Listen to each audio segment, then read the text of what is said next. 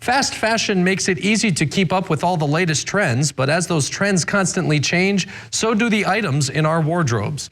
Lily Alstein has more on the impacts of it. Lily?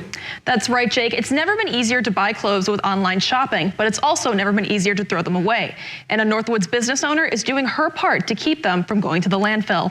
Fast fashion, a term that refers to mass-produced clothing sold at a low cost. And as online shopping booms, more clothes are being bought and thrown away than ever before. There's enough clothing in circulation on the planet right now to clothe all of the humans for the next 6 generations. At Eagle River Sundari Consignment Boutique, owner Megan Joyce has sorted through thousands of pieces of clothing since opening her shop last July. I think there's a much larger issue, when we talk about our consumerism as, not just as human beings, but as Americans, just say that. We tend to just consume as much as we can. We want to eat the fastest food. We want to have the best fashion. We always want to change everything. Joyce says this overconsumption is having major impacts. When you look at shipping and delivery stuff, we think, oh, we need a new shirt. We can go on Amazon and we can order it, click, and it can be here tomorrow, or the next day, or a week, depending on where you live in the country.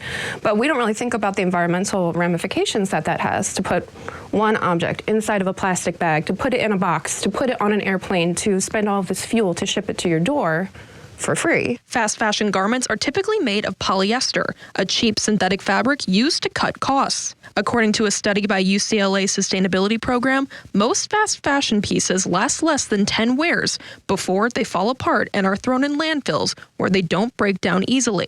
And for Joyce, that's where secondhand shopping comes in. I've traveled all over the world, and this area of the country is the most beautiful place I've ever been in my life. And I want to keep it that way. I want to do what I can to, to prevent them from having to build another landfill, to manage all of our trash, and just to help the community to be as sustainable as possible. Because as she puts it, there already is enough in circulation.